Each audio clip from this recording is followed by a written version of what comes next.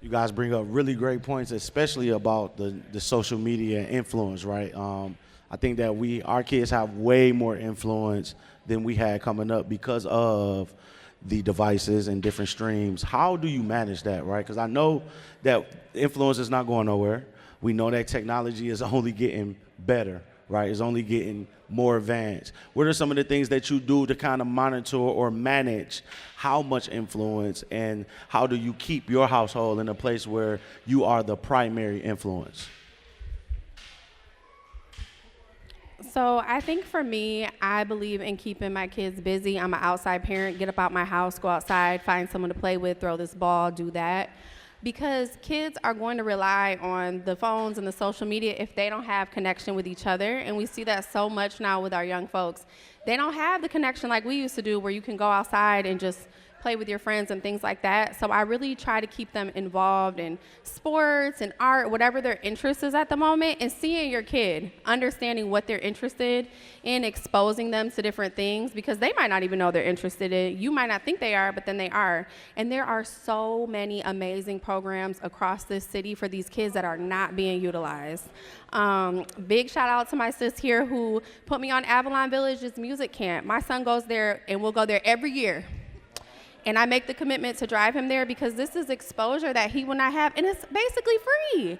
And I'm always surprised that this isn't filled up, but there are lots of things for our kids to do. We just have to go out there and look for them. And if you get involved in some of these organizations, they'll send you the information, but keeping them busy, they want to socially interact with their friends.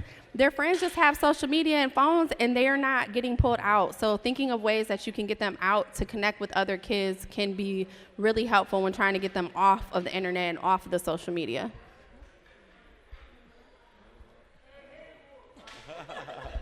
No, that's awesome. Thank you so much. And even being able to just imply on after school. I'm really big on programs. You can ask my daughters, like, yo, you got to be in two programs, either something academic and something sports. And if you don't pick it, I'm picking it. You know what I mean? And so I'm very, very huge on just community, period, because I think that's where community start, right? I grew up as a community business baby. I came from the east side of Detroit, Lasky. We was at Lasky Recreation Center. And then we moved to the north end, and we was over at the Jackson-Dyer Recreation Center. So all I know is Rex. That was our hangout spots, Rex.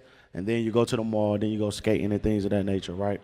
But even in that, how do we maintain relationships with other parents, right? Because that's one of the things that I've seen that we don't have as much in this time. Like back in the day, your peoples knew everybody. But what are some of the things that you guys are doing now to kind of maintain who your child is communicating with and how you build that community and stability around it? What are some of the things that you do to maintain that? So some of my oldest friends are actually because I am a parent. I met a lot of folks just doing things with my kids. Like when my girls were small, I was president of my Head Start Center.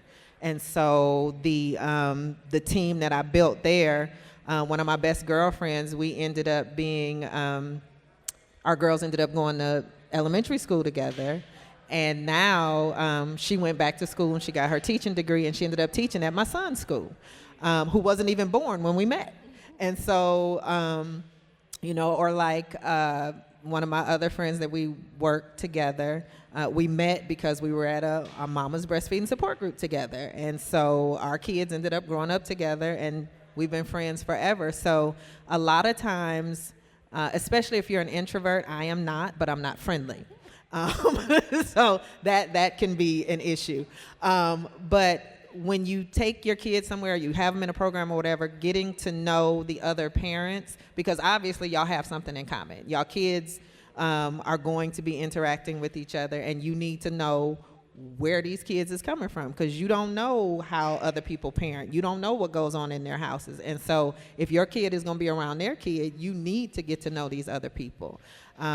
So even when you're not friendly, you need to make sure that you make connections with these other parents, and you can end up finding a really good friend.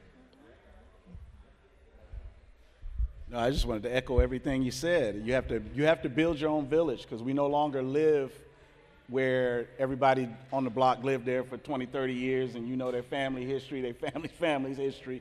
Now you have to build your own village. And the best way to do it is just as she said, you know, we can't be in a space where we just drop our kids off and keep going, right? We have to be in a space. I remember there was a mother that was surprised because my daughter had begged me to go to this little birthday party, right?